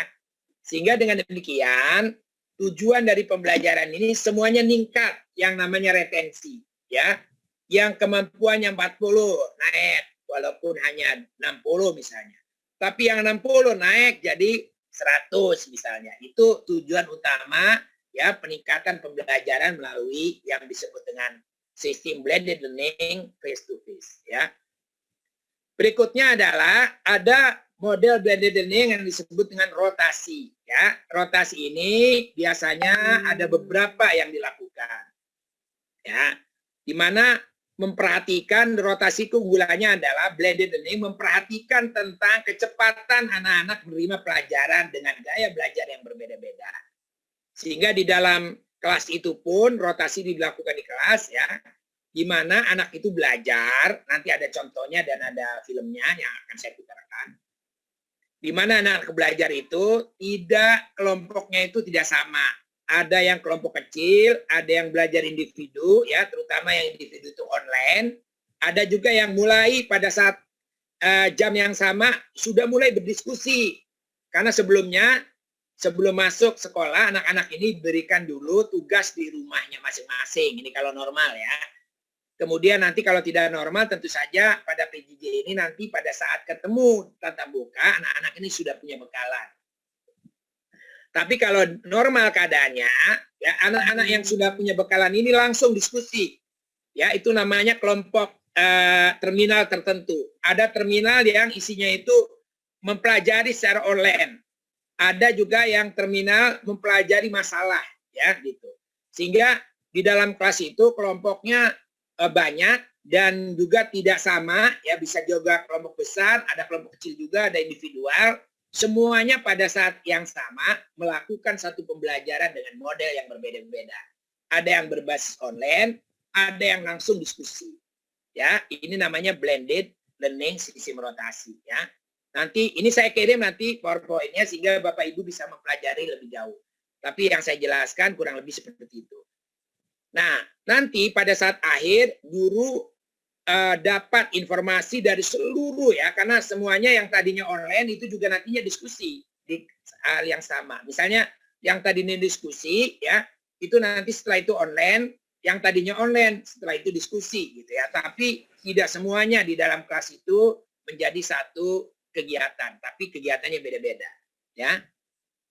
Nah, jadi nanti ada yang Guru tatap muka memberikan penjelasan, habis itu anak-anak boleh melakukan kolaborasi ya, menggunakan stasiun. Stasiun pertamanya adalah kelompok kecil, kemudian ada juga yang secara individu dia belajar, ada juga akhirnya juga pembelajaran kelompok besar ya. Dan tiga-tiganya ini dilakukan dalam waktu bersamaan. Jadi ininya adalah kira-kira gambaran seperti ini ya, yang disebut dengan model rotasi. Mari kita menonton terlebih dahulu.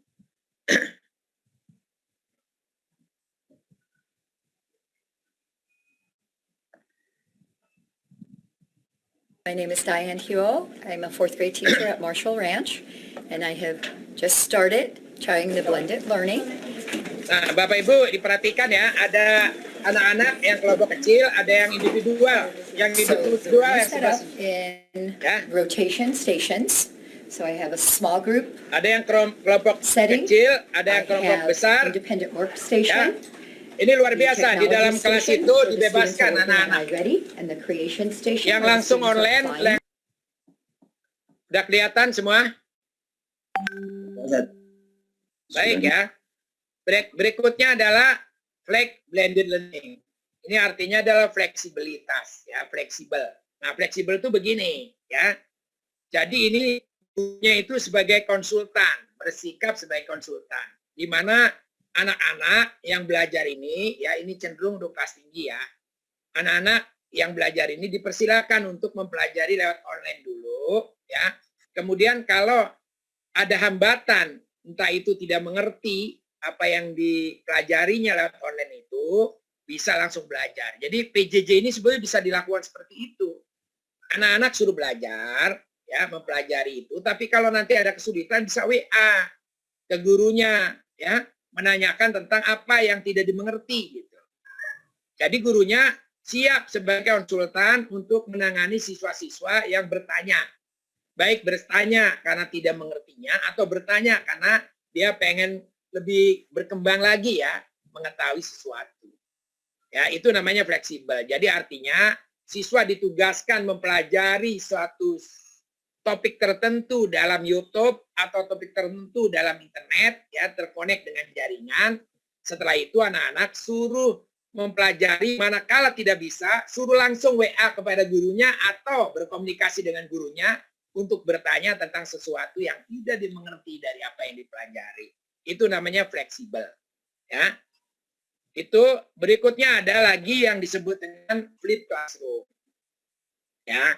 Kalau flip classroom ini pembelajarannya adalah ya anak-anak dipersilakan mempelajari di rumah dulu tentang materi yang akan dibahas di dalam tatap muka. Yaitu dengan cara menggunakan mobile learning. Mobile learning itu bisa HP, bisa internet, ya. Itu bisa dipelajari di mana saja, kapan saja dia belajar. Tapi begitu nanti di dalam kelas tatap muka, betul-betul anak ini menguasai dengan baik. Nanti pada saat di kelas, ya guru memimpin diskusi, ya sehingga yang namanya masalah-masalah atau yang biasanya dikasih PR sekarang diangkat di kelas, ya. Sedangkan materi-materi yang biasanya dipelajari di kelas sekarang dialihkan dipelajari di rumah. Sehingga di kelas itu memecahkan masalah, bukan lagi diterangkan, dijelaskan gitu ya. Kecuali kalau pada saat nanti diskusi mengalami kebuntuan, maka guru-guru bisa mengatasi dengan baik. Nah ini ya, sehingga nanti kelihatan juga pada kelas itu mana yang menguasai, mana yang tidak, nanti akan diperkaya melalui remediasi dan juga melalui pengayaan. Ya, tapi di sini yang disebut dengan flip classroom-nya adalah di mana anak-anak sendiri mempunyai kesempatan untuk belajar lewat yang disebut dengan mobile learning, ya. Itu mobile learning, kemudian nah nanti pada saat membahas ini tergantung di dalam kelasnya pakai apa. Metodenya apakah dia problem solving atau inquiry, misalnya kalau problem solving berarti problem flip classroom. Ya.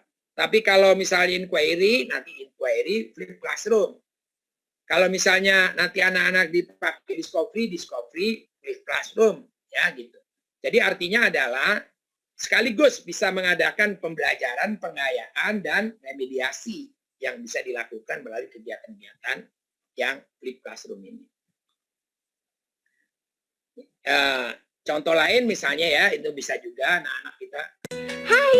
Kita akan belajar bagian-bagian tumbuhan dan fungsinya. Setiap bagian tumbuhan memiliki fungsi yang berbeda-beda loh. Akar adalah bagian tumbuhan yang berfungsi untuk menopang batang agar tumbuhan dapat berdiri tegak. Selain itu, akar juga berfungsi untuk menyerap air dan unsur hara dari dalam tanah. Batang tidak hanya sebagai penyokong tubuh tumbuhan, batang berfungsi mengangkut air dan mineral yang diserap oleh akar.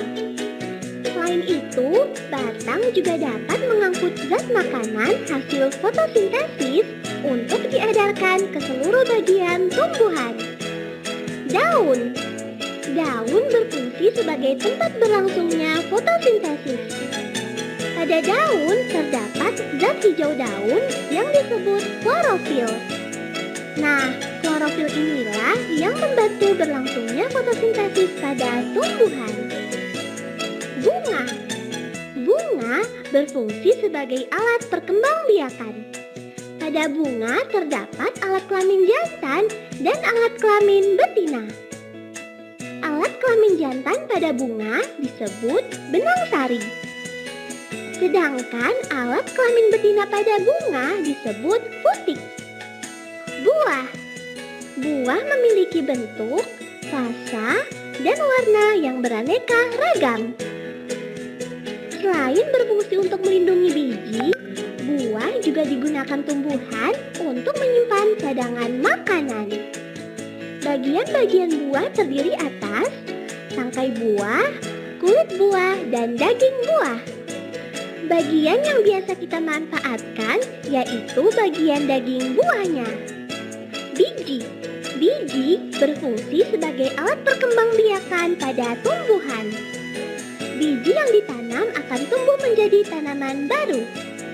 Pada beberapa jenis tanaman, biji juga berfungsi sebagai tempat menyimpan cadangan makanan.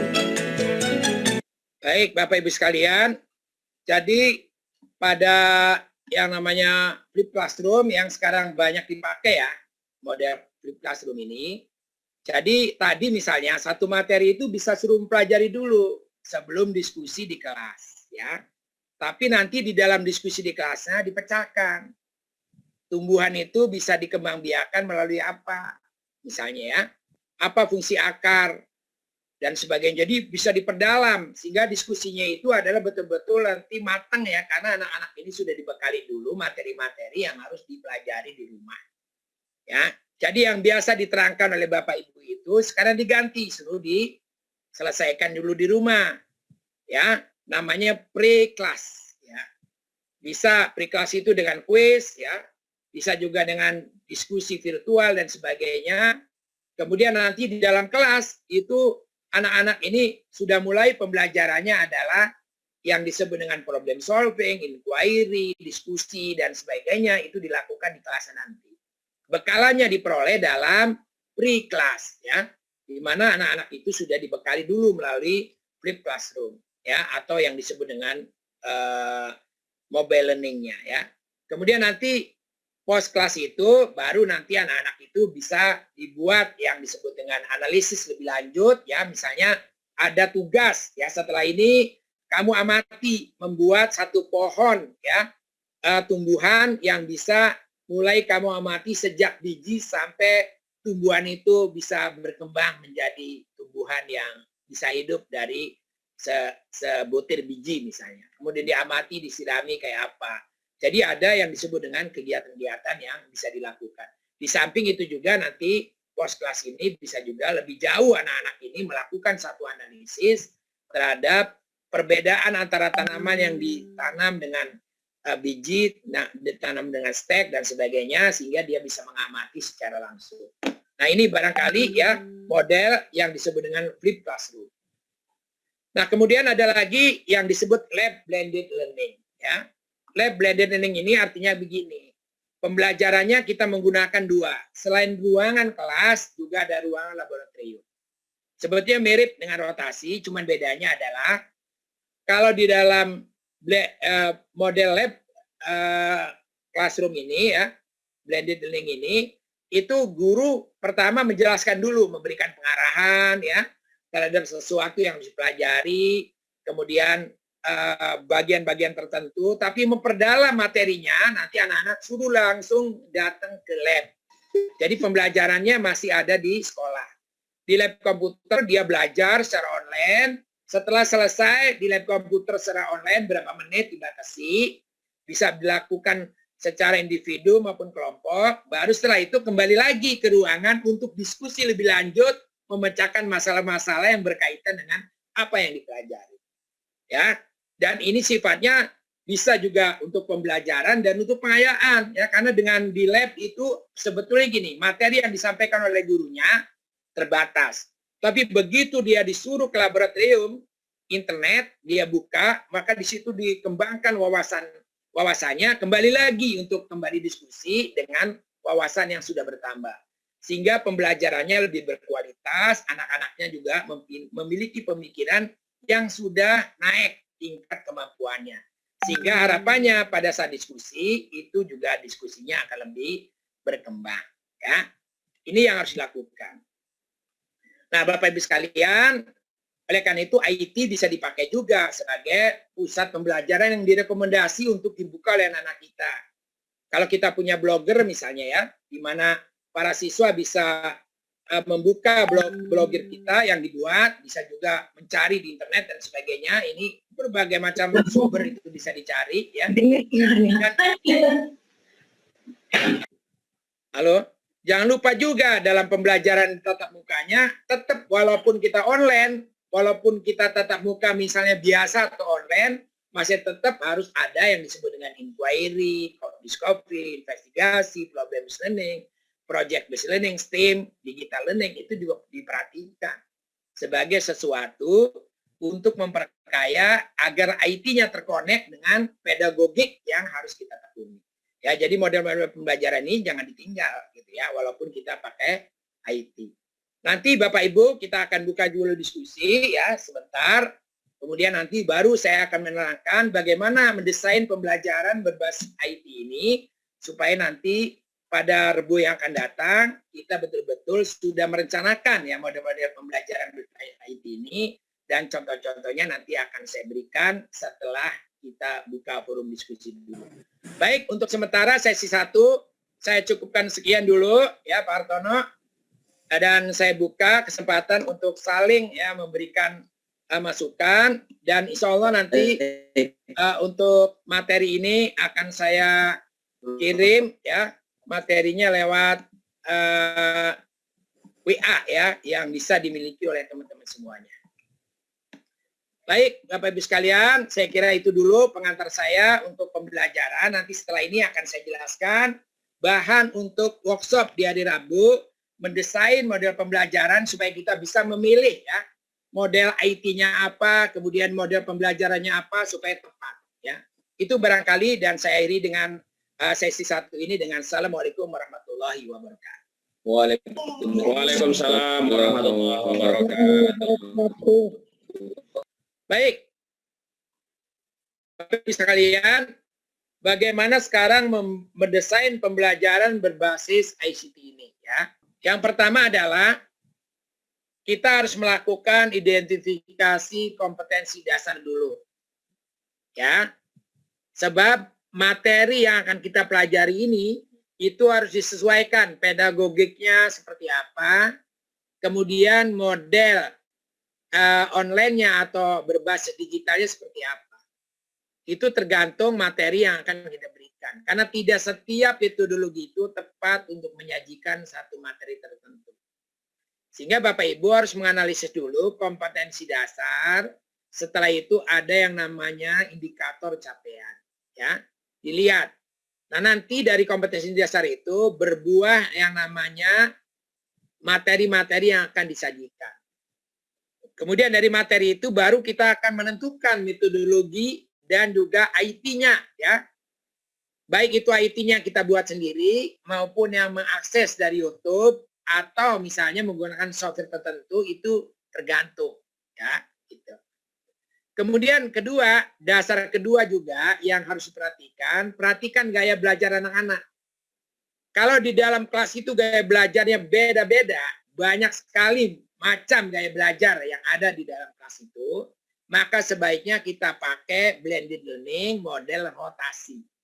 Ya, karena ada anak yang senang belajar sendiri, ada yang senang belajar berkelompok, ada yang senang belajar klasikal misalnya ya. Itu tergantung gaya belajar. Kalau anak yang senangnya adalah gaya belajarnya visual, itu cenderung belajar sendiri itu lebih disukai.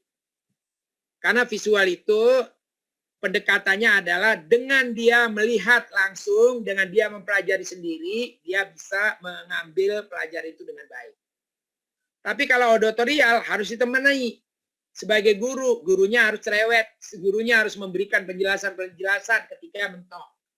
Ya, itu gaya belajar auditorial. Tapi kalau gaya belajar kinestetik itu bisa berdiskusi, ya bisa melakukan satu kajian bareng dan sebagainya. Ya, itu harus disesuaikan. Nah, dari sini Bapak Ibu sekalian, kalau memang anak-anak itu belajarnya visual, pendekatannya lewat gambar, ya, maka lewat mengamati sendiri, maka dikasih pembelajaran videonya itu video yang tidak terlalu banyak penjelasan pun nggak apa-apa. Ya, karena anak nanti bisa menyimpulkan sendiri dari video yang ditayangkan. Tapi kalau anak-anak gayanya auditorial, maka anak-anak ini harus diberikan penjelasan selain video yang ditayangkan oleh Bapak Ibu. Nah, biasanya ada tulisan yang menyertai tentang peristiwa-peristiwa dalam video itu. Ya. Nah, kalau nanti dalam anak-anak ini banyak kinestetik, maka sebaiknya pada saat diskusi tampilkan video ataupun IT itu sebagai rujukan dalam berdiskusi. Jadi ada 3 hal ya yang berbeda. Nah, ini penting Bapak Ibu sekalian. Oleh karena itu setelah itu baru kita rumuskan blended learning-nya yang terpadu ini ya. Maka pilih kompetensi dasarnya apa, konten materinya kita rinci apa saja. Kemudian kegiatan tatap muka yang direkomendasi, kalau sekarang tatap mukanya diganti sinkron namanya. Ya, sinkron itu kegiatan PJJ yang disebut daring, tapi langsung ketemu dengan anak-anak. Baik itu lewat Zoom, lewat Google Meet, lewat LMS, lewat WA, tapi pada saat yang sama anak-anak juga mendengarkan atau memperhatikan. Ya, maka tatap muka ini bisa kita pilih metodenya apa. Apakah PBL, apakah investigasi, apakah apa ya, diskusi dan sebagainya itu pilih. Kemudian yang berbasis online-nya apa yang mau dipakai? Apakah online-nya berupa software supaya anak-anak itu bisa membuka sendiri? Atau IT yang sama-sama kita pelajari atau yang dibuat oleh Bapak Ibu? Ya, konten-konten itu semuanya disiapkan dulu. Kalau misalnya memang mereka suruh buka YouTube, maka dikasih sumber online-nya apa? Misalnya contoh di bawah, PPT, YouTube, dan sebagainya. Itu kalau diklik nanti akan keluar ya satu sumber belajar yang harus disimak oleh anak-anak. Ingat yang terakhir keterpaduan. Ya, keterpaduan tentukan nilai-nilai Islam yang berkaitan dengan materi yang akan kita sajikan tetap diberlakukan. Nah ini yang harus dirancang oleh Bapak Ibu. Ya. Dan pada saat nanti workshop, rancangannya bukan hanya merancang tujuannya saja ya, atau merancang garis besarnya saja, tapi sampai bagaimana melakukan dalam kegiatan kesehariannya. Ya. Oleh karena itu akan saya contohkan, ini yang saya contohkan adalah hasil workshop yang diperoleh dari salah satu peserta waktu di Jawa Timur, ya, workshop blended learning, tapi pesertanya dari Papua. Ya, Bapak Ibu coba bayangkan di Papua sudah kayak begini, ya. Mohon diamankan Bapak Ibu. Baik, ini desain pembelajaran SDIT Permata Papua, coba bayangin ya. Dia ambil kompetisi dasarnya bahasa Indonesia, IPA, IPS-nya, PPKN. Ini adalah tematik ya, yaitu kelas 4 semester 1. Materi pokoknya selamatkan makhluk hidup, hewan dan tumbuhan bahan materinya. Nah, Dia mengajukan ya materi ini akan diberikan pembelajarannya adalah sebagai berikut. Jadi indikator yang pertama adalah menemukan informasi yaitu menemukan informasi dari suatu teks ya. Ada dua menemukannya ya. Menjelaskan perkembangan pada hewan sebagai upaya pelestarian, mengetahui peran negara-negara ASEAN, itu IPS-nya ya. Kemudian PPKN-nya menggali informasi tertentu penerapan sikap ya yang harus muncul. Nah, kemudian materi keterampilannya adalah materi atau keterampilannya menemukan informasi suatu teks, cara perkembangbiakan tumbuhan, peranan negara-negara ASEAN, contoh sikap yang sesuai dengan Pancasila sila kelima. Maka dia pilih perangkat teknologi ya berbasis online-nya itu pertama dengan mobile learning. Dia pilih model blended learning-nya adalah model flip classroom. Mobile learning-nya artinya anak-anak ini ditugaskan di rumah ya membuka via Blogspot, Guru dan Google Classroom yang sudah dimiliki. Jadi di sana luar biasa. Seorang guru sudah mempunyai blog ya masing-masing. Ya suruh buka ya. Kemudian video pembelajaran online-nya adalah via channel YouTube ya. SIT Permata udah juga siapkan video pembelajaran online-nya. Nah, ini sudah buat sendiri. Tapi ada juga yang video pembelajaran online terkonek dengan kegiatan yang diambil dari YouTube yang sudah ada. Kemudian pendekatan pembelajaran yang diusulkan, yang pertama mobile learning, diskusi informasi, yang kedua video online dengan kolaborasi problem solving, video online dengan kolaboratif problem solving, dan terakhir juga begitu. Nah, keterpaduannya karena yang dipelajari tentang makhluk hidup diambil sebuah ayat dalam surat Al-Hijr ayat 22. Dan kami telah meniupkan angin untuk mengawinkan tumbuh-tumbuhan dan kami turunkan hujan dari langit. Lalu kami beri minuman kamu dengan air itu dan sekali-kali bukanlah kamu yang menyimpannya. Ya, ini yang luar biasa dilakukan oleh seorang guru Papua. Tapi mencoba memadukan pembelajaran PJJ menggunakan konsep blended learning. Ya, gitu. Nah, dari sini kemudian beliau susun langkah-langkah pembelajarannya masih pakai terpadu, tapi menggunakan blended learning. Jadi, terpadu. Ya, T-nya pemahaman konsep. Ya, yaitu telaah.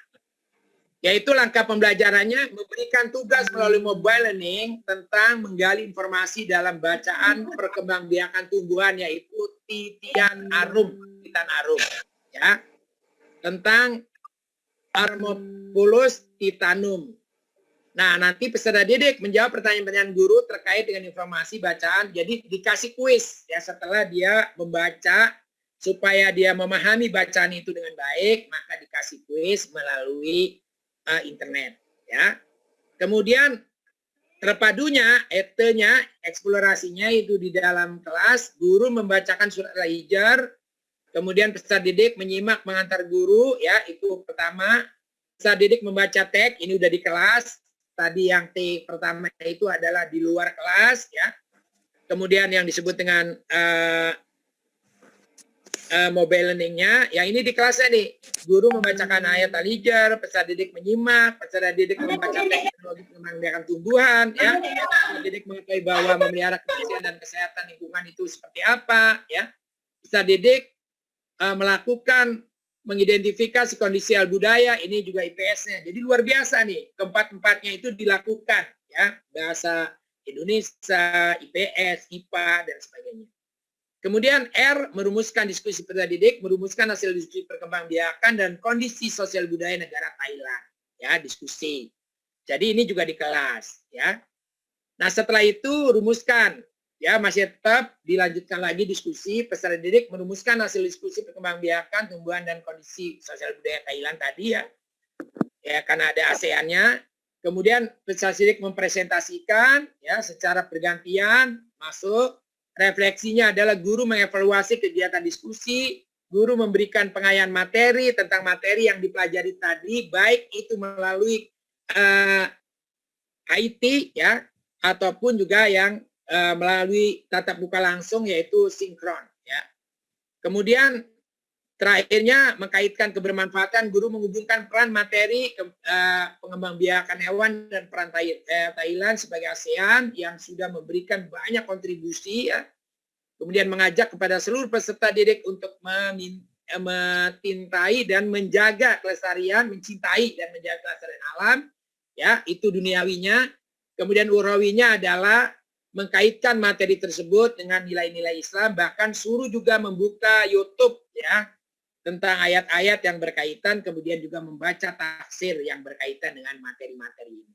Itu yang dilakukan oleh teman-teman di Papua ya. Jadi ini luar biasa.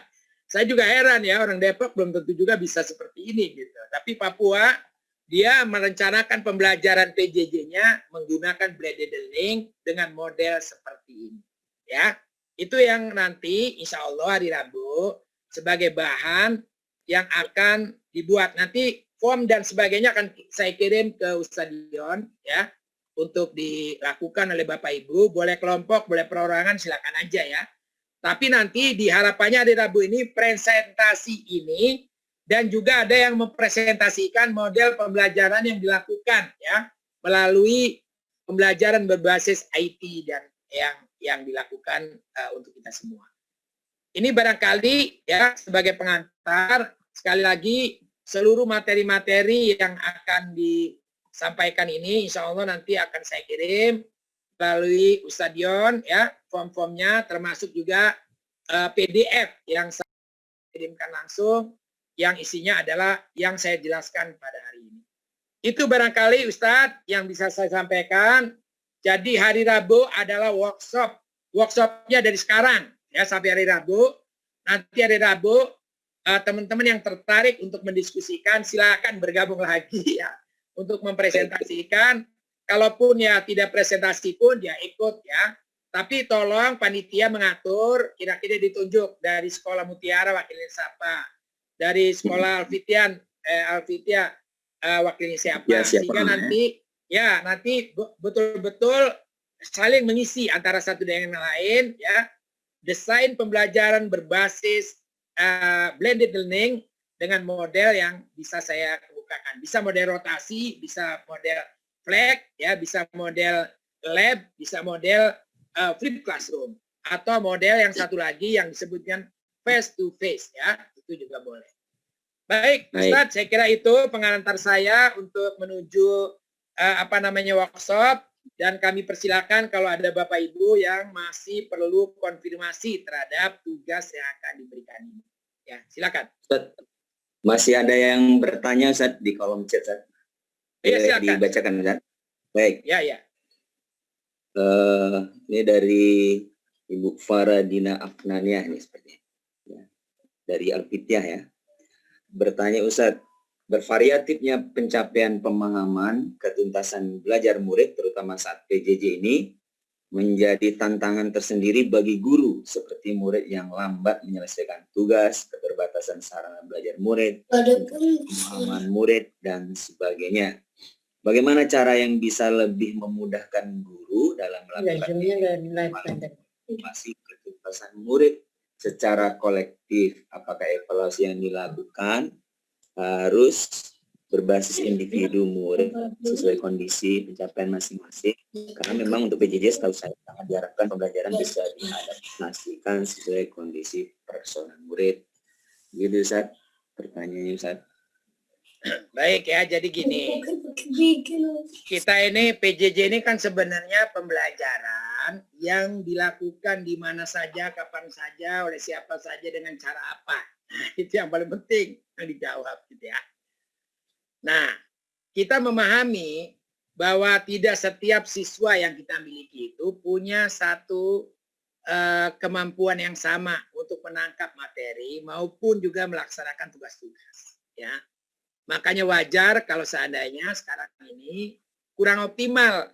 Ya, saya rasakan sendiri, anak saya juga sama di rumah itu kadang-kadang ada juga yang disuruh guru tertentu ya malas-malasan, tapi ada guru yang lain menyuruh semangat gitu ya.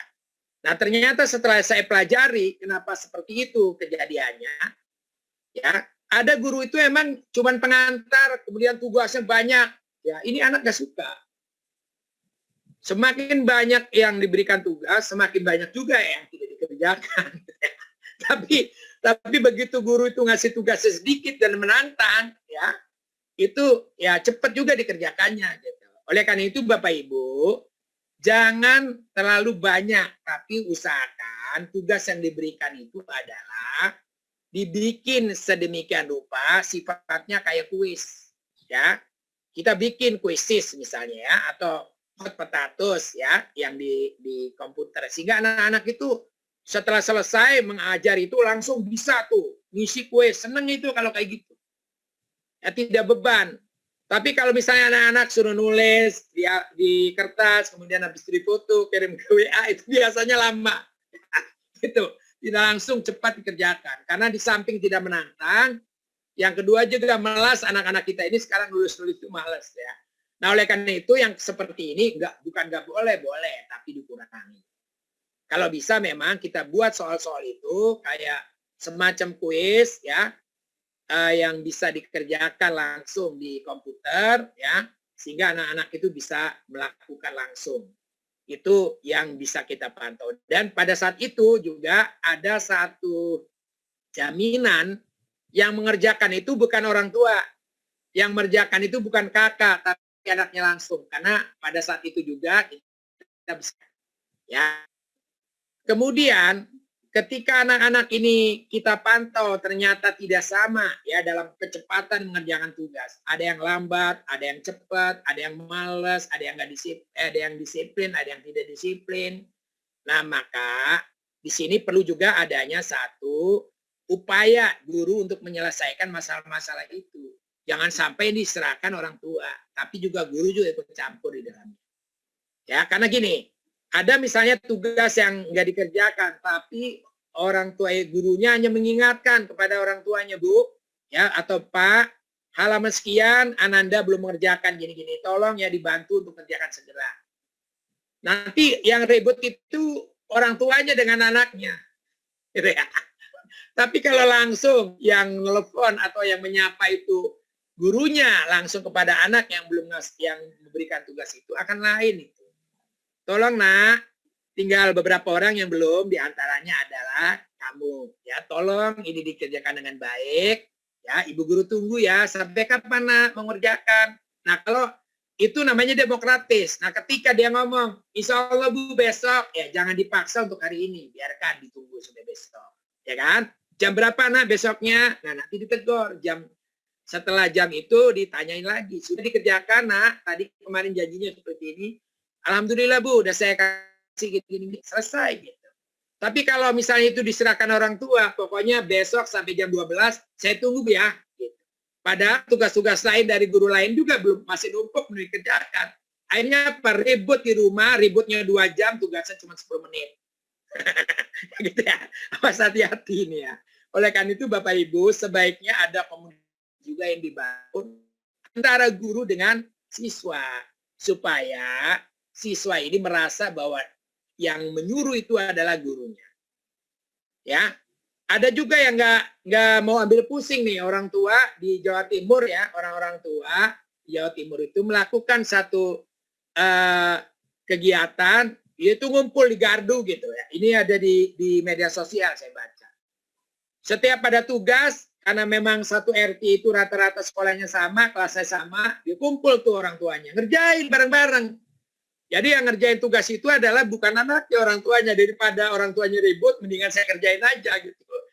Yang kayak gini kan nggak bagus. Oleh karena itu perlu adanya komunikasi yang dibangun antara guru dengan anak. Dan libatkan orang tua memastikan anak ini mengerjakan. Dan kalau bisa orang tuanya ngontrolnya ya jangan terlalu otoriter gitu ya. Gitu. Itu dikondisikan seperti ini. Saya kira kemandirian, kedewasaan ya, rasa tanggung jawab itu harus ditumbuhkan selama PJJ kepada anak-anak kita. Saya kira itu Pak Hartono ya. Baik, Ustaz. Ini jawabannya banyak banget. Luar biasa Ustaz. Ini sepertinya mewakili seluruh para guru ini ya. Ya, dialami yang berada sama. Baik, bagaimana Ustaz? Apakah kita cukupan atau bagaimana Ustaz? Ya terserah kalau masih ada pertanyaan kan sampai jam 12 ya, ini 11:41. Ya. Baik, Bapak Ya kan, Ibu. kalau Ustadz Dion harus sambutan ya Masih sambutan. ada yang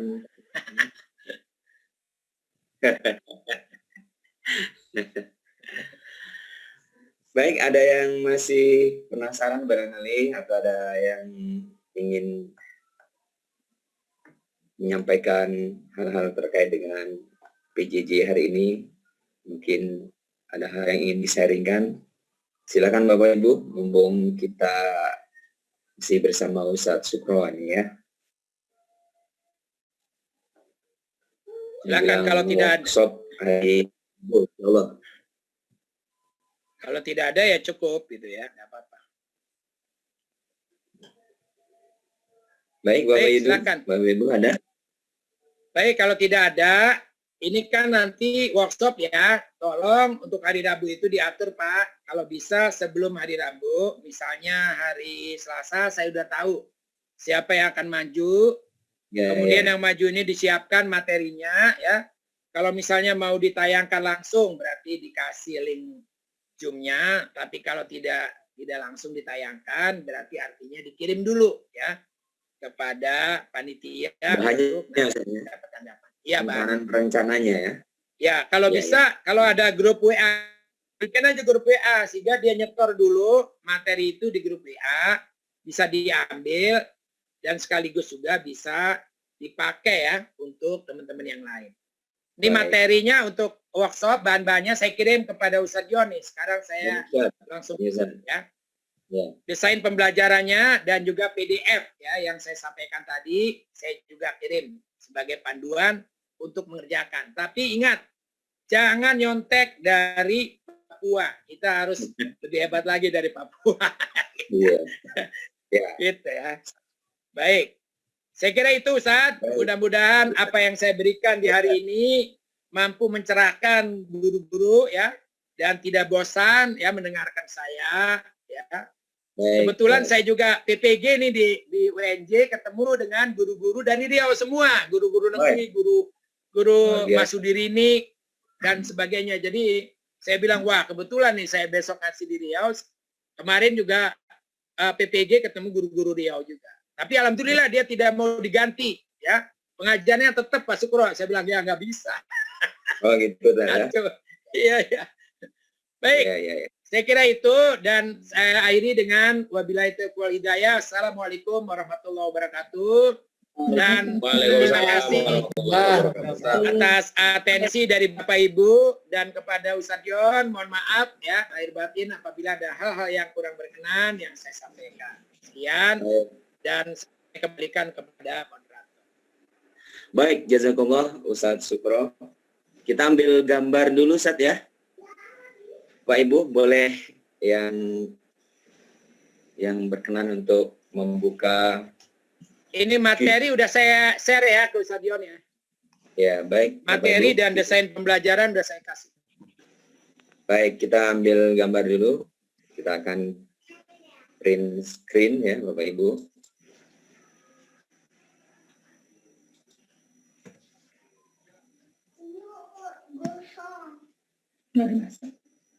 Baik, berikutnya ya boleh dibuka videonya Ibu, kalau berkenan maksudnya memungkinkan ya silakan. Ya, picture kedua ya kita ambil gambar dulu.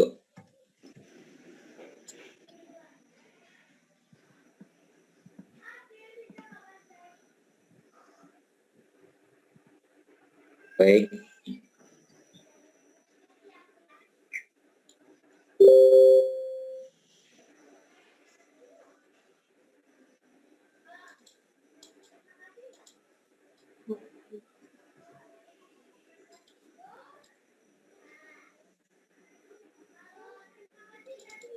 Baik Bapak Ibu yang dirahmati Allah Subhanahu wa taala.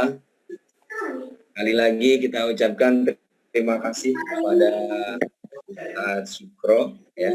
Kita ucapkan takbir lah ya. Allahu Akbar. Allahu Akbar. Baik, Baik ya. Saya Ustaz. pamit. Ustaz. Assalamualaikum. Ya. Allah, salam ya semua untuk guru-guru dan juga yayasan, kepala sekolah, dan wali kota, bupati yang akan kita pilih. Baik, Ustaz. Insyaallah, Ustaz. Tuh. Menang. Ya. Bapak Ibu yang dirahmati Allah Subhanahu wa taala, terima kasih atas bersamaannya. Insyaallah segala informasi nanti bisa melalui CSIT Riau ya. Informasinya nanti sama oleh Ustaz Yahya ya. Seperti yang di CSIT akan diinformasikan terkait dengan hal-hal yang mungkin perlu dipertanyakan nanti. Baik, kita tutup dengan sama-sama baca hamdalah. Alhamdulillahirabbil alamin. Bika asyhadu an la ilaha illa anta astaghfiruka wa atubu ilaik. Alhamdulillah.